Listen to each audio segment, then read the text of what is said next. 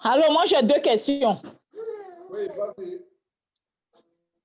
Ma première question, c'est concernant les mariages que les gens font dans les églises, les soi-disant églises. Est-ce que ces mariages-là sont valables?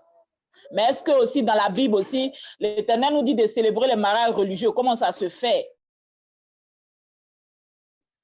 Maintenant, la première partie de ta question, c'est encore l'influence de ce que notre bien-aimé frère Franck Viola américain a parlé de churchianity. Notre Christianity, churchianity. Ça veut dire le système abominable hérétique qu'il y a dans les églises bâtiments. Churchianity. Ça signifie quoi? D'abord, il n'y a aucun verset de Genèse Apocalypse qui montre un croyant de l'Ancien Testament ou du Nouveau Testament se mariant au milieu d'une assemblée chrétienne. Suivez le grand scandale de l'abomination qui s'est passée au Congo. Et merci Simao pour cette vidéo qui passe en Afrique actuellement, 24 heures sur 24 en Afrique, sur le scandale de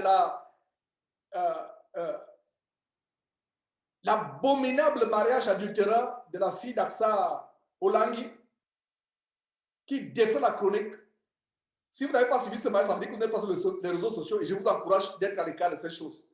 Si vous ne savez pas le scandale d'abomination qui se passe au Congo actuellement, tout le monde en parle. Le monde chrétien est choqué à travers le monde. Et voilà les conséquences de la malédiction des Olangi. Voilà les esprits de sirènes. Une femme qui est en train de chanter. C'est pour ça qu'il dit que la femme ne doit pas enseigner. Elle est en train d'enseigner. En train de faire maintenant, en enseignant, ses yeux se posent sur quelqu'un qui aujourd'hui est son mari adultéreux. Le monsieur, elle en Afrique du Sud, en train d'enseigner, elle dit voilà, mes yeux sont posés. Et j'ai senti un coup de foudre. Wow, non. Dieu est bon. Dieu est patient. Parce que si Dieu n'était pas bon, une église comme cela, la terre s'ouvrirait, engloutirait, il y aurait un tremblement de terre localisé. Un tremblement de terre bien localisé, c'est-à-dire que toute personne enterrée. Mais pourquoi cela n'arrive pas? C'est avec larmes aux yeux que je proclame que Dieu est tellement bon. Si vous voyez quelque chose qui me dépasse à dénoncer, j'avoue que non, là, ça m'a dépassé. Simao, c'est fort. Non, je laisse. Non, ça m'a dépassé. Cette histoire-là m'a... Non, le cas Aksa Olangi là m'a dépassé. Et si vous ne connaissez, n'allez même pas chercher sur Internet, s'il vous plaît. Si vous ne connaissez pas, laissez, just let it go. Just forget about it. Ça m'a dépassé. Elle va dans son église que les parents ont laissé. Elle dit que j'étais en train de prêcher. Et mes yeux sont tombés sur quelqu'un qui était un mignon garçon qui était assis là. Et il y a eu l'électricité qui s'est connectée là. Et j'étais frappé. Et je suis tombée maintenant amoureuse. Il se trouve que le monsieur est marié et elle est concubine. Elle est mariée. Il fuit sa femme pour venir se marier. Et il y a des faux hommes de Dieu qui disent qu'ils ont eu en vision même ce mariage. Une histoire tellement sale. J'ai eu des cas. Mais si vous voyez que moi-même, non, ça m'a dit, je confesse. C'est mal, on a parlé je confesse que là c'est fort. Je préfère me mettre. Non, ne même pas parler. Là c'est fort. Et regardez le mariage qu'il y a eu en pompe. Il se marie, il se tire les langues dans. En pleine église. Ça, ce n'est pas l'église de Dieu, c'est des habitations de démons. Georges, je reviens sur les rails. Alors, ça, je réponds à ta question. Ces églises sont des habitations de démons.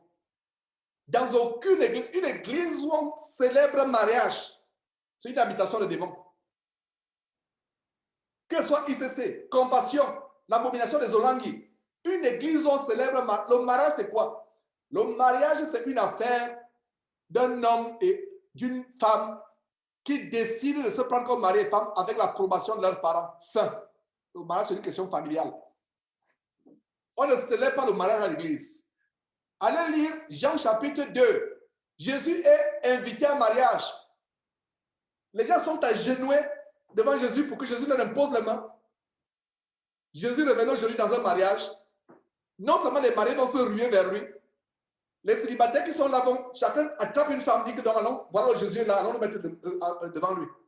Pour se marier, allons se mettre à genoux. Jésus est allé au mariage. Qu'est-ce qui s'est passé? Allez lire Jean chapitre 2. Le mariage, c'est une question de famille. Et Marthe, tu n'es même pas allé loin. Tu as seulement parlé de mariage, il y a aussi les funérailles. Quand un chrétien meurt, c'est maintenant l'Église qui organise les funérailles. On arrache l'organisation de la famille. Le mariage, le décès, c'est une affaire de famille. Mais il y a un verset qui dit que pleurez avec ceux qui pleurent, réussissez avec ceux qui se réjouissent. Ça veut dire quoi? Ça veut dire que s'il y a un frère avec qui nous prions qui se marie, ce n'est pas nous qui, maintenant, nous substituons la famille. Le pasteur devient l'homme le plus honoré que le père de la fille, de la mariée ou du marié. Le pasteur devient celui qu'on honore. Des fois, j'ai assisté à des situations où c'est tellement ridicule que tu vois le papa même. Et un papa comme celui-là, il part de là avec la haine dans le cœur. Il ne peut pas être chrétien. Parce que sa fille ou son fils sont dans une abomination. Le pasteur s'accapare. Et vous avez suivi dernièrement une vidéo que Jésus-Christ va montrer. Une fausse prophétesse, une prophétesse de la reine de la côte, des sirènes des eaux, qui dit carrément, il y a la dot du Saint-Esprit. La dot du Saint-Esprit, payez la dot du Saint-Esprit. Dot du Saint-Esprit. La dot ou dot du Saint-Esprit. Les mariages à l'église, tout ça c'est des hérésies. On ne se marie pas à l'église. D'abord, l'église c'est quoi? Pour commencer d'abord. L'église, voilà, c'est nous. Voilà, c'est nous.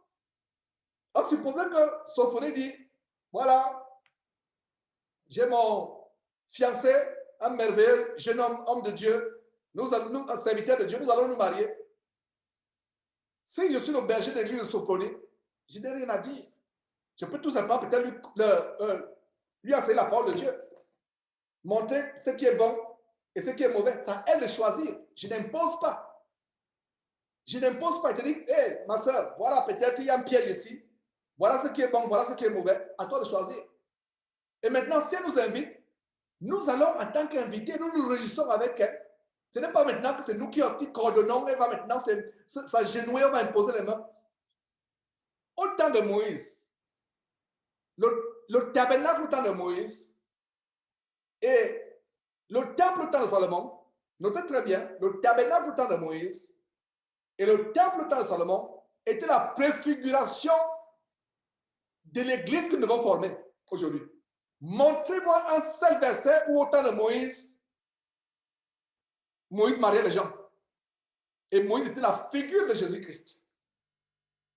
Montrez-moi un seul instant, un verset dans la Bible où les Lévites, quand ils ont commencé les fonctions au temple, après que le temple a été bâti par le fils de David, Salomon, le roi Salomon lui-même roi, montrez-moi un verset. Mes frères et sœurs, je vais commencer à manger ma Bible devant vous ici. Montrez-moi un verset. D'où viennent ces choses?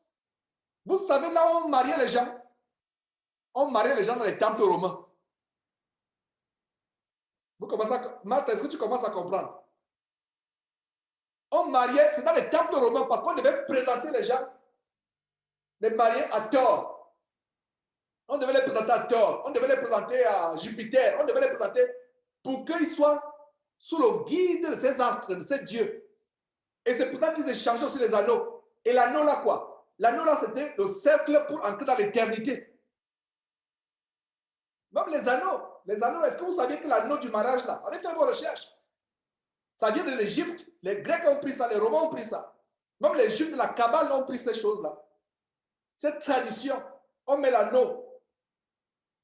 Oh là là, quand je pense de confort, on a fait ces choses dans l'ignorance, acheter les anneaux. Je prends son doigt, je mets l'anneau. Elle prend aussi mon doigt, elle met l'anneau. On n'a pas besoin de ça, on a fait ça par ignorance. Nous, on a fait, je confesse. On n'a pas besoin de ça. Ça veut dire que si j'ai un de mes enfants qui veut se marier, il n'y a pas d'anneau. Si le juge veut un anneau, je vais déchirer la feuille comme ça. Je plie, je dis, ok, voilà l'anneau, j'attache ça sur le doigt. Voilà, j'attache, voilà, l'anneau. Et après, dès qu'on sort, on jette, si c'est forcé. Quel anneau? Vous voulez quel anneau? C'est dans quelle Bible? Non, ça ne rit pas. C'est quel anneau? Non. Ces églises-là, tout ça, c'est pour retenir. Il y a tout un cirque. Non. Parce que depuis l'histoire de Langui, là, non. Le frère, comment il s'appelle? C'est Armando. C'est bon. Tu as eu le courage. C'est pas que c'est le... Non, je suis tellement dégoûté que non, je dis Seigneur, c'est pas vrai ce que je suis en train de voir. Les danses qu'on danse dans ces églises-là, lors des mariages, des choses, même dans le monde, il n'y a pas ça. Voilà l'autre qui, au Togo, vient carrément avec les cornes. Il met les cornes sur la tête comme Bafobé. Il se marie là, il prêche. Qu'est-ce qui arrive? Ne soyez pas surpris si un jour il dit non, Jésus-Christ, je ferme Jésus-Christ, non, je n'en peux plus. Je dis Seigneur, mais croyez-moi, ça n'arrivera pas. Pour ce niveau-là, ça n'arrivera pas. Mais c'est une façon de vous dire que qu'est-ce qui se passe? Prions que Dieu suscite des dénonciateurs, des frères, qu'on se lève, qu'il n'y ait pas seulement Georges seul.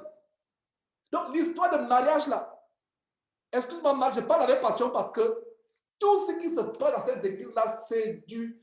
Je voulais utiliser un mauvais mot, mais je ne peux pas utiliser ce mot. Mais c'est la farce, c'est le cinéma, ce n'est rien dans la Bible. Marier les gens, le pasteur est là, et la mariée s'agenouille devant le pasteur. Il s'agenouille, il pose les mains. La seule fois où la Bible parle d'imposition les mains, c'est au sujet du mariage. Non, lisez la Bible. Donc, le mariage là, en fait, c'est les Romains qui mariaient les gens dans le temple. Le peuple de Dieu, au temps du tabernacle de Moïse, aucun ne s'est marié dans un temple. On ne se mariait pas au temps de Moïse. Les Juifs ne se mariaient pas au temps de Moïse. Israël ne se mariait pas. Vous pensez que c'est maintenant on s'amuse avec le mariage aujourd'hui. Autant de Moïse, on ne s'amusait pas avec le mariage. Quelqu'un sortait avec une fille vierge, il était condamné à prendre cette vierge pour sa femme. On ne s'amusait pas. Quelqu'un sortait avec profaner une vierge. La loi t'imposait, toi qui as profané une vierge, tu étais forcé de prendre cette vierge. Tu t'es forcé, on ne s'amusait pas avec le mariage. Vous voyez ce que les sœurs de Dina, les enfants de Jacob ont fait à quelqu'un qui a profané Dina, leur sœur. Ils ont bien travaillé ces gens jusqu'à ce que je veux même. Jacob, même jusqu'à sa mort, n'a pas oublié ça. Ils ont travaillé les gens qui ont profané leur sœur. Aujourd'hui, on s'amuse du mariage. On s'amuse au sujet du mariage. Au temps de Moïse, on ne s'amusait pas avec le mariage. Qui, au temps de Moïse, s'est marié dans la tente d'assignation? Parce que la tente d'assignation, Marthe et tous les frères qui suivaient, la tente d'assignation était la figure de l'Église aujourd'hui. Le temple, au temps de Salomon, était la figure de l'Église. Au temps de Moïse, dans la tente d'assignation, personne ne s'est marié. Vous pensez que les Juifs ne se mariaient pas? À l'époque, le mariage était sacré. Ce n'est pas comme aujourd'hui, tu vas à Las Vegas. Ce n'est pas loin du Texas. À Las Vegas, tu conduis, tu prends une position dans une boîte de nuit, vous allez devant une fenêtre, drive-through marriage. Vous allez dans la voiture, puant l'alcool, vous vous mariez. 2 jours après, vous divorcez. Tu ne sais même pas comment il s'appelle. Dans leur temps, ils respectaient le mariage. Qui s'est marié au temple? Au tabernacle au temps de Moïse? Non. Qui s'est marié au temps de Salomon? Personne. Vraiment, Marthe, merci pour ces questions. Parce que ça permet ces questions que vous posez sont tellement importantes. Et merci, continuez à poser ces questions. Continuez à les poser. Parce que ça nous permet d'enlever les mauvaises herbes du corps de Christ. D'enlever les hérésies des choses. Ça vient d'où? La Bible dit quoi? Vous rejetez la parole de Dieu au profit de vos traditions. Faites des recherches. Et si un frère au temps ou une soeur, apportez-nous vos recherches. On va faire une émission. Le mariage dans les temples, là, ça a commencé avec les Égyptiens. Parce qu'il y avait quelque chose de spirituel. Il fallait même qu'on vous unisse pour pouvoir être aussi mariés dans l'au-delà. Oh, nous chrétiens, est-ce qu'on sera mariés au ciel? Non. La Bible dit qu'au ciel, nous serons comme des anges. Donc, si par la grâce de Dieu, conformément, on se retrouve au ciel, je ne sais pas comment ça serait, mais on n'aura même pas la pensée du mariage au ciel. On n'aura même pas la pensée du mariage. On va oublier ce qu'on a fait sur terre. Elle ne se rappellerait même pas que j'étais son mari. Non, on n'aura pas la pensée du mariage. La Bible dit que nous serons comme des anges. Le mariage dans le temple, c'était pour unir les gens devant un Dieu. Ils étaient devant l'autel. Donc, frère qui m'écoute, sœur qui m'écoute, si tu t'es marié dans une église, repens-toi parce que c'était une cérémonie rituelle à Baphomet ou au démon, je ne sais pas quoi. Je reprends, je suis tellement sérieux. Je reprends. Si tu t'es marié, toi, mon frère qui m'écoute, toi, ma soeur qui m'écoute, dans une église, repens-toi. Parce que c'était de manière déguisée une cérémonie. Le diable nous hait. Parce qu'on fait cette cérémonie-là, elle n'est pas biblique. Et si elle n'est pas biblique, dans le monde spirituel, soit c'est du côté de Dieu, soit du côté de Satan, il n'y a pas de milieu. Je reprends. Dans le monde spirituel, toute cérémonie spirituellement parlant, soit c'est Dieu, soit c'est Satan. Alors si Dieu n'est pas derrière le fait que vous vous mettez sur un autel, la couronne est là, le pasteur est là avec sa couronne, avec son autel, maman, pasteur, papa, pasteur, ils sont bien assis, vous vous montez, vous vous mettez à genoux mariés. Dieu ne regarde pas cela. Sur le plan spirituel, il y a autre chose qui se passe. C'est pour ça que dès que vous commencez, le premier mois, bagarre après bagarre, insulte, querelle, injure. Le premier dans le mariage, ça part au divorce. Vous ne savez peut-être pas que c'est ça l'origine. Et de manière inconsciente ou involontaire, on vous présente à des divinités étrangères. Les mariages dans les temples, en Égypte, dans les temples grecs, les temples des Philistins, des dieux Dagon, allez faire les histoires, les recherches historiques. C'était pour présenter le couple devant leur Dieu et préparer aussi l'entrée dans l'au-delà. Et c'est pour ça qu'ils avaient cet anneau, les deux anneaux-là, l'homme et la femme, l'anneau, on appelait ça le cercle de l'éternité. Donc ça veut dire que ces anneaux de mariage insultent la vie éternelle. Allez faire les recherches, vous serez surpris. Avec Google, il n'y aurait plus d'excuses. C'est vrai que je ne me fie pas à Google depuis qu'ils ont fait leur robot où ils ne savent pas qui est Jésus-Christ. Et là, c'est exprès pour Jésus-Christ. Expressement, ils ne veulent pas vous dire qui est Jésus-Christ, mais Google, allez faire des recherches. Allez faire des recherches, vous allez voir, c'est écrit, les gens, les documentaires sont là. Il n'y aura plus d'excuses. Il n'y aura plus que Seigneur, je ne savais pas. Donc, chère sœur Marthe, merci pour la question. Parce que ces questions que vous posez dans ces réunions nous permettent de démolir ces hérésies qui font entrer dans les églises. C'est maintenant le pasteur qui prend la place des parents. Le mariage, je reprends et je conclue par là. Le mariage, c'est quoi? Un jeune homme, une jeune femme qui sont chrétiens, parce que moi, je m'adresse aux chrétiens, parce qu'il n'y a vraiment pas de mariage en dehors de Christ. Si tu te maries pas, tu te maries en dehors de Christ, pour moi, je ne sais pas comment tu appelles ça, mais pour moi, ce n'est pas mariage. Je reprends. Le mariage, c'est en Jésus-Christ. Donc, si tu te maries hors de Jésus-Christ avec un incroyant ou avec une incroyante, appelle ça comme tu veux, décris ça comme tu veux. Pour moi, le vrai mariage, c'est un homme et une femme chrétiens qui se marient en Christ. Même l'apôtre Paul nous dit que le mariage, que ce soit dans le Seigneur qu'on se marie. Alors, je reprends. Le mariage, un jeune chrétien célibataire qui ne s'est jamais marié, une jeune chrétienne célibataire qui ne sont jamais mariés, ils pensent qu'ils peuvent être ensemble, ils croient Dieu pour leur relation, ils échangent leurs vœux avec l'approbation des parents. Ils échangent leurs vœux avec l'approbation des parents. Si les parents disent oui, ou le vœu est échangé avec l'approbation des parents, devant Dieu, le jeune chrétien et la jeune chrétienne sont mariés. Parce que si Marthe, si je ne donne pas cet aspect-là, peut-être que ma réponse sera incomplète. Alors, le mariage, c'est quoi? Un jeune homme chrétien, une jeune femme chrétienne, c'est une alliance. Vous échangez le vœu. Et généralement, ce vœu, c'est quoi? Vous devez avoir l'accord de vos parents. Il y a des situations, beaucoup peut-être parmi les chrétiens, ne connaissant pas ce que je suis en train d'enseigner, se sont mariés sans l'accord des parents. C'est-à-dire qu'ils ont fait leurs vœux, ils sont allés peut-être devant un juge ou ils ont fait leurs vœux. Parce que Dieu, la Bible dit, ne prenez pas le jeune homme sacré. Et maintenant, quand vous avez fait ce vœu, il y a ce verset, Hébreux chapitre 13, verset 4. C'est ce verset qui m'amène à aborder l'aspect de ce qu'ils appellent le mariage civil ou la dot, ou le mariage coutumier. Que dit Hébreux chapitre 13, verset 4? Hébreux chapitre 13, verset 4 dit quoi? Que le mariage soit honoré de tous. Que le mariage soit honoré de tous. Et le lit conjugal, exemple de souillure. Mais pour aujourd'hui, pour la bonne question de Marthe, arrêtons-nous que le mariage soit honoré de tous. Ça veut dire quoi?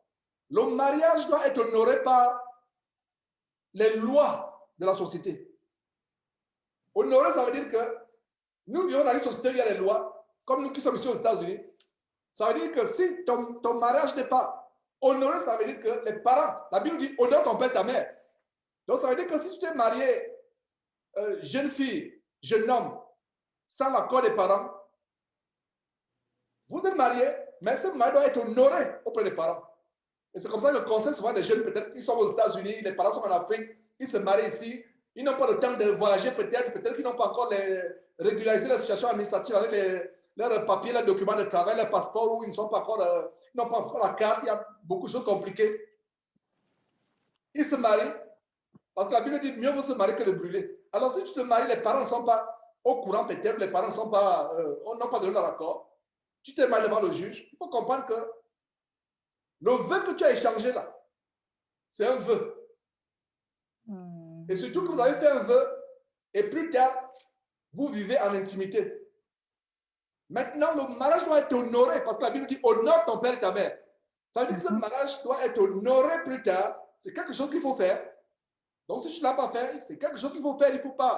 Il faut faire cela, honorer. Maintenant, il y a aussi des lois telles que si déjà même que, je ne sais pas, ici au Texas, je vous dis quelque chose de légal, un homme et une femme qui vivent de manière, on appelle ça, oh là là, j'ai oublié mes cours. Common law marriage, common law marriage, common law marriage. Le common law marriage, c'est quoi? Un copain et une copine qui sont rencontrés, après, ils se voyaient, they used to date each other, après ils décident de vivre dans un même appartement et ils se considèrent mari et femme. Ils ont échangé peut-être le vœu. Les voisins les prennent pour mari et femme. S'ils vivent 6 mois, ici au Texas, s'ils vivent 6 mois, la loi les considère comme mari et femme. Beaucoup de gens ne savent pas cela. 6 mois, vous n'avez même pas besoin d'aller encore devant. C'est-à-dire que vous allez seulement faire un certificat déclaratif de mariage. Mais la loi des hommes ne nous intéresse pas. Mais si il s'agit d'arrêter que tu veux légaliser ton mariage, non. La Bible est honorée de tous. Hébreux chapitre 13, Hébreux chapitre 13, verset 4. Honoré de tous. Les premières personnes qui méritent l'honneur, c'est les parents. Ça s'arrête là. Ton pasteur n'est pas ton père. C'est pour ça qu'ils aiment s'appeler papa. Il se substitue au père. Le propre père qui t'a engendré, ta propre mère qui t'a mis au monde, prend plus d'honneur prend moins d'honneur. Le pasteur prend plus d'honneur que ton père, ton géniteur, que ta mère qui t'a porté 9 mois dans le ventre, qui s'occupait de toi. Ça ne doit pas être ainsi. Et la Bible dit que personne ne souffre comme ses gérants dans la vie privée. Le mariage, c'est quelque chose de privé. Maintenant, comme la Bible dit, ceux qui sont dans la joie, pleurent avec ceux qui pleurent, réussissent avec ceux qui se réjouissent. Ça veut dire que les jeunes couples dans l'église se sont mariés, on se réjouit avec, ils nous invitent. Ça se limite là. Tu as un cadeau, tu as peut-être fait un repas, ou je ne sais pas, tu veux un repas, ou c'est les jeunes couples, tu te rends compte, par exemple, qu'ils n'ont pas encore de machine à laver ou de frigidaire. Toi, tu as les moyens, tu dis, oh, sœur Sophonie, voilà, par exemple, un congélateur, voilà quelque chose qui pourra vous aider, voilà, un gift card de $500 ou de $1000. That's it. On se réjouit, on est content.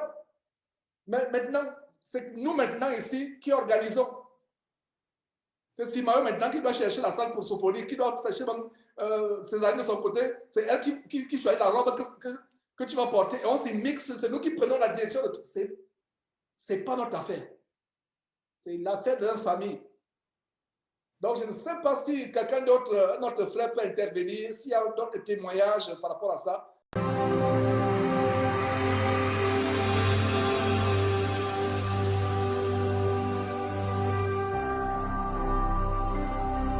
Jésus-Christ TV, vous connaîtrez la vérité et la vérité vous affranchira.